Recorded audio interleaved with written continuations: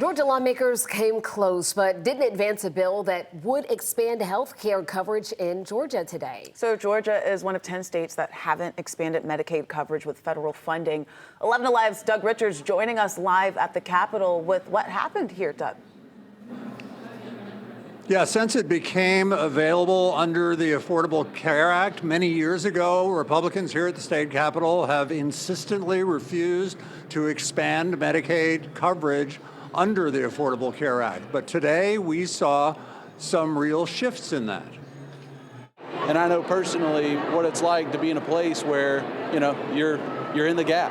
Boyd Stahl of Rabun County is an Air Force veteran who told senators he lacked health care because he couldn't afford the insurance. It's not because you're not willing to work. It's not because you're not motivated as a person or whatever. For years, lawmakers have heard such stories. Led by Republican governors Nathan Deal and Brian Kemp, they've declined to expand Medicaid coverage under the Affordable Care Act, one of only 10 such states. In this committee hearing, Republican Matt Brass said it's time to consider working with Democrats to pass at least a version of Medicaid expansion. What we're doing so far just hasn't seemed to work, and so at some point we've got to be open to more ideas and not just shut down the other side. In the meeting, Brass moved to add health care expansion to a mostly unrelated bill that passed the House a month ago. With 2 Republican senators voting with all the Democrats, it still failed by 1 vote, annoying the Democratic leader. We should not be still haggling over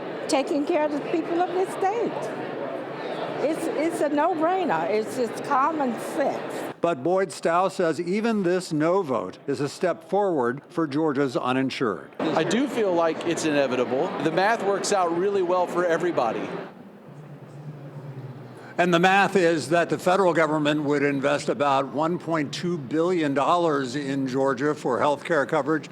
The state government would have to add about $500 million, but backers say a lot of that would be recouped with the economic expansion that would come with all that spending. All that to say, it's not going to happen this year. The soonest it looks like it can happen, if the votes hold, would be in the legislative session of 2025. We are live at the Capitol tonight. Back to you.